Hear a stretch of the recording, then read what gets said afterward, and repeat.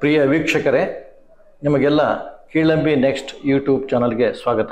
ಇವತ್ತು ಮಧುಮೇಹದ ಬಗ್ಗೆ, ಅದಕ್ಕೆ ಸಿಹಿಮೂತ್ರ ರೋಗ ಅಂತ ಕರೀತಾರೆ, ಡಯಾಬಿಟಿಸ್ ಅಂತ ಇಂಗ್ಲೀಷಲ್ಲಿ ಕರೀತಾರೆ, ಈ ಥರದ್ದೆಲ್ಲ ಸಕ್ಕರೆ ರೋಗ ಅಂತಲೂ ಕರೀತಾರೆ. ಅದು ಭಾಳ ಆಡು ನುಡಿಲಿ. ಈ ವಿಚಾರವಾಗಿ ಎಷ್ಟು ಮಾಹಿತಿ ಸಿಕ್ಕರೂ ಕೂಡ ನಮಗೆ ಸಾಲದು. ಯಾಕೆಂದರೆ ಎಷ್ಟೋ ಮೂಲದಿಂದ ನಮಗೆ ಆ ವಿಚಾರಗಳು ಬಂದರೂ ಕೂಡ ಯಾವುದು ಸರಿ, ಯಾವುದು ತಪ್ಪು, ಯಾವ್ದು ನಂಬಬೇಕು, ಯಾವ್ದು ನಂಬೋದು ಬೇಡ, ಈ ರೀತಿಯ ಇಬ್ಬಂದಿತ ನಮ್ಮನ್ನು ಕಾಡ್ತಾ ಇದೆ.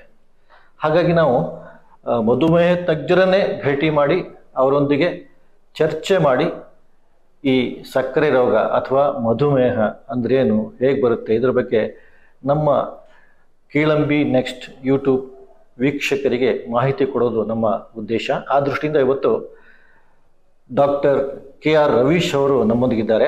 ಅವರು ಪುಸ್ತಕವನ್ನು ಬರೆದಿದ್ದಾರೆ ಡಯಾಬಿಟಿಸ್ ಬಗ್ಗೆ. ಹಾಗಾಗಿ ಕನ್ನಡದಲ್ಲಿ ಕೂಡ, ಅಂದರೆ ಕನ್ನಡದಲ್ಲಿ ಹೇಳ್ತಕ್ಕಂಥ ವೈದ್ಯರು ಬಹಳ ಕಡಿಮೆ, ಬರೆಯೋರು ಬಹಳ ಇದ್ದಾರೆ. ಅದು ಹೇಳಬೇಕಲ್ಲ. ಆ ದೃಷ್ಟಿಯಿಂದ ಇವತ್ತು ಶಿವಮೊಗ್ಗ ಲಕ್ಷ್ಮೀ ನರ್ಸಿಂಗ್ ಹೋಮ್ನ ನುರಿತ ವೈದ್ಯರಾದ ಡಾಕ್ಟರ್ KR ರವೀಶ್ ನಮ್ಮೊಂದಿಗಿದ್ದಾರೆ. ಡಾಕ್ಟರ್, ಇಂದಿನ ಕಾರ್ಯಕ್ರಮಕ್ಕೆ ಸ್ವಾಗತ. ನಮಸ್ಕಾರ. ಮೊದಲಿಗೆ ಬಹಳ ಜನಜನಿತವಾಗಿದೆ, ಖಾಲಿ ಹೊಟ್ಟೆಯಲ್ಲಿ ಎಷ್ಟು ಸಕ್ಕರೆ ಅಂಶ ಇರಬೇಕು, ನಂತರ ಎಷ್ಟಿರಬೇಕು, ಇದೊಂಚೂರು ಮತ್ತೊಮ್ಮೆ ನಮ್ಮ ವೀಕ್ಷಕರಿಗೆ ಮನದಟ್ಟು ಮಾಡಿಕೊಡಿ. ಖಾಲಿ ಹೊಟ್ಟೆಯಲ್ಲಿ 126 ಮಿಲಿಗ್ರಾಮ್ಗಿಂತ ಹೆಚ್ಚಿದ್ರೆ, ಹಾಗೆ ಆಹಾರ ಸೇವನೆ ಅಥವಾ ಗ್ಲೂಕೋಸ್ನ ಸೇವನೆಯ 2 ಗಂಟೆಯಲ್ಲಿ 200 ಮಿಲಿಗ್ರಾಮ್ಗಿಂತ ಹೆಚ್ಚಿದ್ದರೆ ಅದು ಸಕ್ಕರೆ ಕಾಯಿಲೆ. ಸಕ್ಕರೆ ಕಾಯಿಲೆಯ ನಿರ್ವಹಣೆಯಲ್ಲಿ ಖಾಲಿ ಹೊಟ್ಟೆಯಲ್ಲಿ ಒಂದು 120-130 ಆಜುಬಾಜು, ಹಾಗೆ ಆಹಾರ ಸೇವನೆಯ 2 ಗಂಟೆಯಲ್ಲಿ 160-180, ಸ್ವಲ್ಪ ವಯಸ್ಕರಿಗೆ 200 ಮಿಲಿಗ್ರಾಮ್ವರೆಗೂ ನಾವು ಬಿಡ್ಬೋದು. 180 ಆಜುಬಾಜಿನಲ್ಲಿ ನಾವು ನಿರ್ವಹಣೆಯನ್ನು ನೋಡಿಕೊಂಡ್ರೆ ಅನುಕೂಲ ಆಗ್ತದೆ. ಹೆಚ್ಚಿಗೆ ಆದರೆ, ಆತಂಕ ಆದರೆ ತಜ್ಞರನ್ನ ಕಾಣಲೇಬೇಕು. ಈಗ ನಮಗೆ ಮುಖ್ಯವಾಗಿ ನಾವು ತಿಳಿಬೇಕಾದ ವಿಷಯ ಅಂತಂದರೆ, ಈ ಟೈಪ್ 2 ಸಕ್ಕರೆ ಕಾಯಿಲೆ ಇದೆಯಲ್ಲ, ಇದರ ಬಗ್ಗೆ ಒಂದಿಷ್ಟು ಮಾಹಿತಿಯನ್ನು ಅಥವಾ ಒಂದು ಹೆಚ್ಚು ಬೆಳಕನ್ನು ಚೆಲ್ಲುವಂಥ ಕೆಲಸವನ್ನು ತಾವು ಮಾಡಬೇಕು. ಹೌದು, ಟೈಪ್ 2 ಸಕ್ಕರೆ ಕಾಯಿಲೆ ಇಂದು ನಮ್ಮಲ್ಲಿ ಬಹಳ ಹೆಚ್ಚಾಗ್ತಾ ಇದೆ. ನೀವು ಈಗಾಗಲೇ ಹೇಳಿದ ಹಾಗೆ ನಾವು ಮಧುಮೇಹದ ರಾಜಧಾನಿಯಾಗಿದ್ದೇವೆ. ಇದು ಒಟ್ಟಾರೆ ಮಧುಮೇಹದಲ್ಲಿ 90-95% ಟೈಪ್ 2ನೇ ಇದೆ. ಟೈಪ್ 1 5-10% ಮಾತ್ರ. ಸಾಮಾನ್ಯವಾಗಿ 40 ವರ್ಷದ ಆಸುಪಾಸಿನಲ್ಲಿ ಕಾಣಿಸ್ತದೆ. ಆದರೆ ಇತ್ತೀಚೆಗೆ ನಮ್ಮ ಜೀವನ ಶೈಲಿಯಿಂದಾಗಿ, ನಾವು ರೂಢಿಸಿಕೊಂಡ ಕೆಲವು ಜೀವನ ಕ್ರಮಗಳಿಂದಾಗಿ 25-30-35 ವರ್ಷಕ್ಕೇನೆ ಕಾಣಿಸ್ಕೊಳ್ತಾ ಇದೆ. ಅಂದರೆ ನಮ್ಮ ವಯಸ್ಕರಾಗ್ತಿದ್ದಂಗೆ ಬೇರೆ ಆರೋಗ್ಯ ತೊಂದರೆಗಳ ಜೊತೆಗೆ ಮಧುಮೇಹ ಕೂಡ ಕಾಡಲಿಕ್ಕೆ ಸಾಧ್ಯ ಇದೆ ಅಂತಾಯ್ತು. ಹೌದು. ಏನು ಕಾರಣ ಅಂತ ಹೇಳಿದ್ರೆ ಡಾಕ್ಟರ್? ಇದಕ್ಕೆ ನಮ್ಮ ಜೀವನ ಶೈಲಿಯ ಬದಲಾವಣೆ. ಟೈಪ್ 2 ಅನ್ನ ಜೀವನ ಶೈಲಿಯ ಕಾಯಿಲೆ ಅಂತಾನೆ ಕರೆದಿದ್ದೇವೆ. ಇದು ಒಂದು ನಾನ್ ಕಮ್ಯುನಿಕಬಲ್ ಡಿಸೀಸ್ ಅಥವಾ ಅಸಾಂಕ್ರಾಮಿಕ ರೋಗ. ಒಬ್ಬರಿಂದ ಒಬ್ಬರಿಗೆ ಹರಡೋದಿಲ್ಲ. ಕೌಟುಂಬಿಕ ಹಿನ್ನೆಲೆ ಇದ್ರೆ ಬರುವ ರಿಸ್ಕ್ ಜಾಸ್ತಿ ಇರ್ತದೆ. ಕೌಟುಂಬಿಕ ಹಿನ್ನೆಲೆ ಇದ್ದವರಿಗೆ 30-40% ಅದು ಅವರ ಮೇಲೆ ಪ್ರಭಾವ ಬೀರ್ತದೆ. ಅದ್ರ ಜೊತೆಗೆ ನಮ್ಮ ಆಹಾರ ಕ್ರಮ, ನಮ್ಮ ತೂಕ, ಹಾಗೇನೆ ದೈಹಿಕ ಚಟುವಟಿಕೆ ಇಲ್ಲದ ಆಲಸ್ಯದ ಜೀವನ ಇದು ಇದ್ದಾಗ ಈ ಕಾಯಿಲೆ ಬಹಳ ಬೇಗ ಬರ್ತದೆ. ಒಂದು ಪುಟ್ಟ ಪ್ರಶ್ನೆ ಡಾಕ್ಟ್ರೆ, ನೀವಿದು ಕೌಟುಂಬಿಕವಾಗಿ ಹರಡುತ್ತೆ ಒಬ್ಬರಿಂದ ಒಬ್ಬರಿಗೆ ಅಂತ ಹೇಳಿದ್ರಿ. ನಾವು ಕೆಲವು ಕಡೆ ನೋಡಿದ್ದೇವೆ, ತಂದೆಗಿರುತ್ತೆ, ಮಗನಿಗಿರೋದಿಲ್ಲ, ಅಪ್ಪಂಗಿತ್ತು ಮಗನಿಗೆ ಬಂದಿಲ್ಲ ಅಂತೀವಿ. ಆದರೆ ಅದು ಮುಂದೆ ಹೇಗೆ ಪ್ರವಹಿಸುತ್ತೆ, ಏನು ಅಥವಾ ಮೊಮ್ಮಗನಿಗೆ ಬರುತ್ತಾ ಅಥವಾ ಇನ್ನೊಬ್ಬನಿಗೆ ಬರುತ್ತೆ, ಮರಿ ಮಗನಿಗೆ, ಹೇಗೆ ಅಂತ ಅದರ ಲಕ್ಷಣ? ಬರುವ ಸಾಧ್ಯತೆ ಇರ್ತದೆ. ಒಂದು ಕೆಲವೊಮ್ಮೆ ಮಿಸ್ ಕೂಡ ಆಗಬಹುದು. ಅವರು ಎಚ್ಚೆತ್ತುಕೊಂಡು ಉತ್ತಮವಾದ ಜೀವನ ಕ್ರಮವನ್ನ, ಆಹಾರ ಶೈಲಿಯನ್ನ, ತೂಕವನ್ನ ಆರೋಗ್ಯಕರವಾಗಿ ಮೇಂಟೈನ್ ಮಾಡಿದ್ರೆ ಅವರು ಮಧುಮೇಹವನ್ನ ನಿವಾರಣೆ ಮಾಡ್ಕೊಳ್ಬಹುದು. ಆ ಜನರೇಷನ್ಗೆ ಅದು ತಪ್ಪಿಸ್ಲೂಬಹುದು. ಈ ಎಲ್ಲ ನಮ್ಮ ಕಾರ್ಯಕ್ರಮಗಳ ಉದ್ದೇಶ ಕೂಡ ಅದೇನೆ. ಈಗ ವಯಸ್ಕರಾಗ್ತಿದ್ದಂಗೆ ಈ ಮಧುಮೇಹದ ಒಂದು ಕಂಪ್ಲೇಂಟ್, ತೊಂದರೆ ಶುರುವಾಗುತ್ತೆ ಅನ್ನೋ ಹೇಳಿದ್ರಿ. ಈ ಹಂತದಲ್ಲಿ ಹೇಗೆ ಅದರ ನಿರ್ವಹಣೆ ಇರಬೇಕು ಅಂತ ಹೇಳಿ? ಮುಖ್ಯವಾಗಿ ನಾವು ನಿರ್ವಹಣೆಗೆ ಬಂದಾಗ 4 ಅಂಶಗಳನ್ನು ನೋಡಬೇಕು.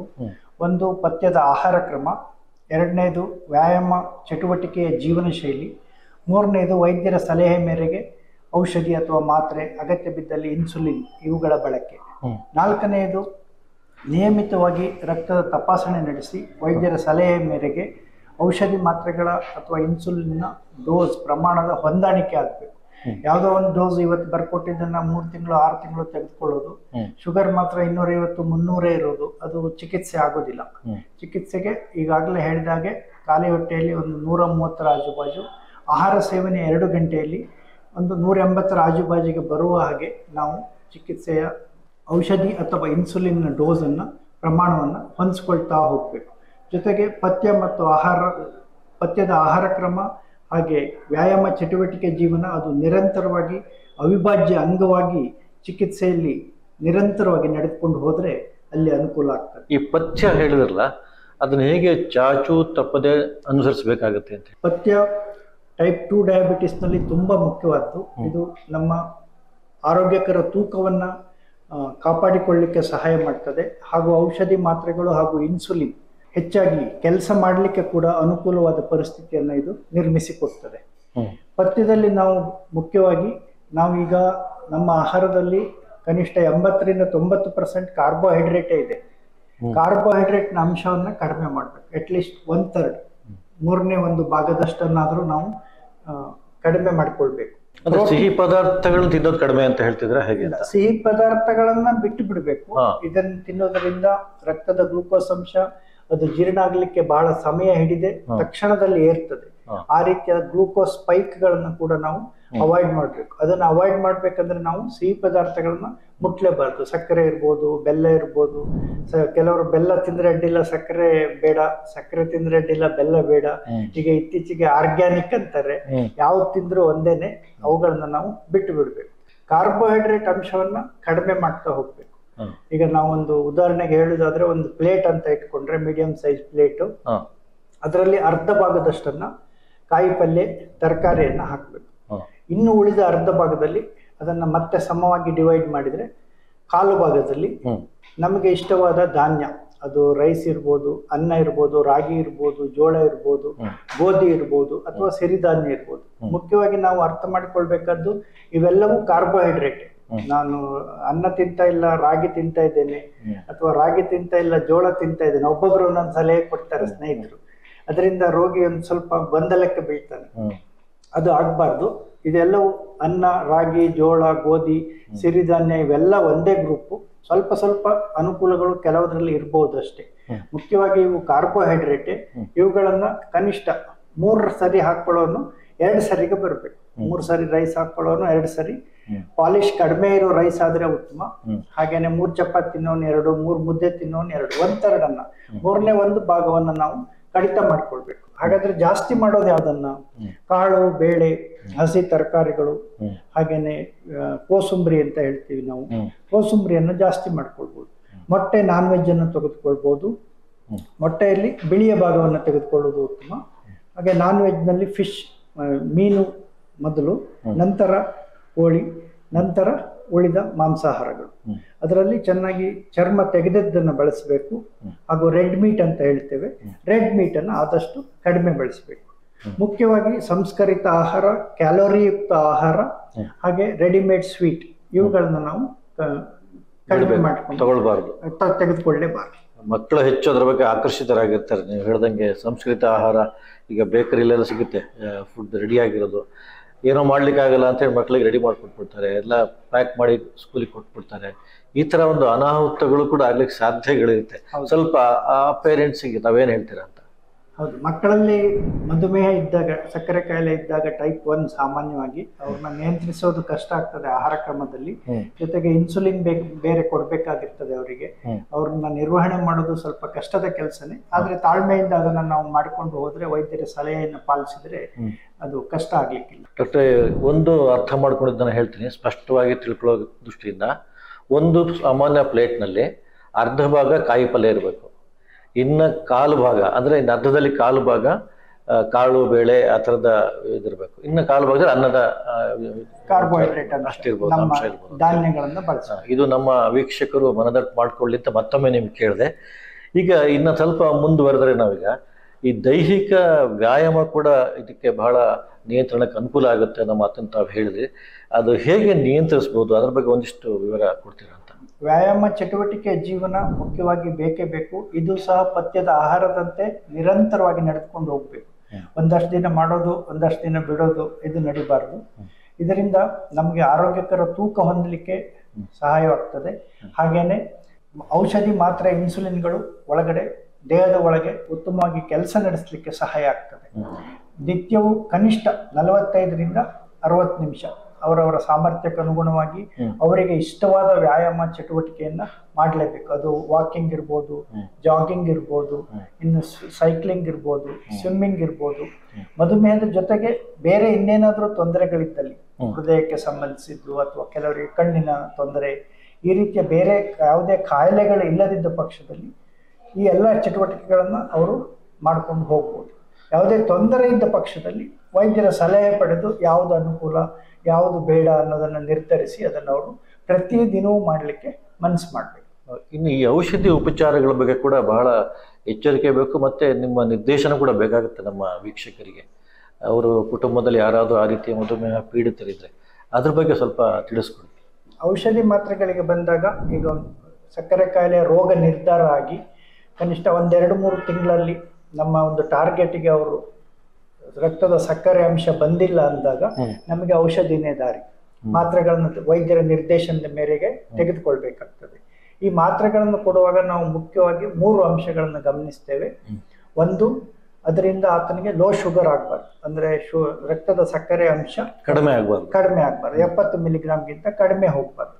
ಇದು ತುಂಬಾ ವಯಸ್ಕರಲ್ಲಿ ಹಾಗೂ ಎಳೆಯ ಮಕ್ಕಳಲ್ಲಿ ಬಹಳ ಮುಖ್ಯ ಆಗ್ತದೆ. ಎರಡನೇದಾಗಿ, ಆ ಮಾತ್ರೆಗಳಿಂದ ಆ ವ್ಯಕ್ತಿಯ ತೂಕ ಜಾಸ್ತಿ ಆಗಬಾರ್ದು. ಈಗ ಇತ್ತೀಚೆಗೆ ತೂಕ ಕಡಿಮೆ ಆಗುವ ಮಾತ್ರೆಗಳೇ ಲಭ್ಯ ಇದ್ದಾವೆ. ತೂಕ ಕಡಿಮೆ ಆದರೆ ಅದರಿಂದ ಔಷಧಿ ಮಾತ್ರೆಗಳು ಹಾಗೂ ದೇಹದ ಚಯಾಪಚಯ ಕ್ರಿಯೆಯಲ್ಲಿ ತುಂಬಾ ಮೆಟಬಾಲಿಸಮ್ ನಲ್ಲಿ ಅನುಕೂಲ ಆಗ್ತದೆ. ಮೂರನೇದಾಗಿ, ಅದು ಅಂಗಾಂಗಗಳಿಗೆ ರಕ್ಷಣೆ ಕೊಡ್ಬೇಕು. ನಾವು ತೆಗೆದುಕೊಳ್ತಕ್ಕಂಥ ಔಷಧಿ ಮಾತ್ರೆಗಳು ಪ್ರಮುಖ ಅಂಗಗಳು, ಅಟ್ಲೀಸ್ಟ್ ಹೃದಯ, ಕಿಡ್ನಿ, ಹಾಗೆ ಮೆದುಳು ಇತ್ಯಾದಿ ಅಂಗಗಳಿಗೆ ಮಧುಮೇಹದ ಸಕ್ಕರೆ ಕಾಯಿಲೆಯ ತೊಂದರೆಗಳು ಬಾರದ ರೀತಿಯಲ್ಲಿ ಕಾಪಾಡುವಂತಿರಬೇಕು. ಈ 3 ಅಂಶಗಳನ್ನು ನೋಡಿ ನಾವು ಈಗ ಮಾತ್ರೆಗಳನ್ನು ಅವರಿಗೆ ಹೊಂದಿಸಿ ಕೊಡ್ತೇವೆ. ಇನ್ನು ಈ ಜೀವನ ಶೈಲಿ ಬಗ್ಗೆ ಪದೇ ಪದೇ ಕೇಳ್ತಾನೆ ಇರ್ತೀವಿ ನಾವು. ಜೀವನ ಶೈಲಿಯಲ್ಲಿ ಕೆಲವು ವಿಚಾರ ತಿಳಿಸ್ಕೊಟ್ರೆ, ಈ ಹಣ್ಣು ಹಂಪಲು ತಿನ್ನೋ ಬಗ್ಗೆ ಕೂಡ ಅದನ್ನು ಕೂಡ ಸ್ವಲ್ಪ ಈ ಜೀವನ ಶೈಲಿಯಲ್ಲಿ ಸೇರಿಸಿ ತಾವು ಒಂದಿಷ್ಟು ನಮಗೆ ವಿಚಾರ ಕೊಡ್ಬೇಕು. ಸಕ್ಕರೆ ಕಾಯಿಲೆಯವರು ಕೆಲವರ ಮನೆಯಲ್ಲಿ ಅವರಿಗೆ ಹಣ್ಣು ಮುಟ್ಲಿಕ್ಕೆ ಬಿಡೋದಿಲ್ಲ. ಅದಾಗಬಾರ್ದು.